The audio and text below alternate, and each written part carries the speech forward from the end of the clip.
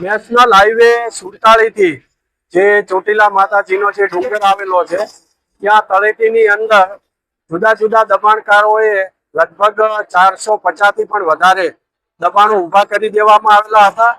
આ રસ્તો છે એ રસ્તો 40 ફૂટનો જે તે વખતે મૂકવામાં આવેલો હતો, જેથી કરીને જે યાત્રાળુઓ આવે છે ડુંગર ખાતે ત્યાં યાત્રાળુઓને કોઈ તકલીફ ના પડે, અવર જવર કરવામાં મુશ્કેલી ના પડે અને જ્યારે પૂનમ તહેવાર આવતો હોય છે ત્યારે મોટી સંખ્યાની અંદર યાત્રાળુઓ ઉમટી પડતા હોય છે, તો ત્યારે એમને ટ્રાફિક ના નડે અને સરળતાથી દર્શન થઈ શકે તેના માટે આ 40 ફૂટનો રસ્તો મૂકવામાં આવેલો હતો।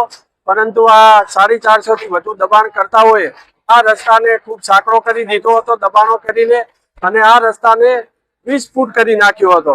તેથી ગઈકાલે પણ એમને સમજૂત કરવામાં આવેલા હતા ને એમાં ઘણા બધાએ સ્વેચ્છાએ પણ દબાણ દૂર કરી દીધા હતા। જેને નથી કર્યા એને આજે સવારથી જ આ ડિમોલેશનની કામગીરી ચાલુમાં છે। શું કાર્યવાહી આગળ અત્યારે તો આ ડિમોલેશન તમામે તમામ દબાણકર્તાઓનું દબાણ દૂર કરી અને રસ્તો છે આખો ખુલ્લો કરવામાં આવશે। ભવિષ્યની અંદર પણ આ દબાણ ન થાય તે માટે જરૂરી પગલાં લેવામાં આવશે, સતત ઇન્સ્પેક્શન કરવામાં આવશે।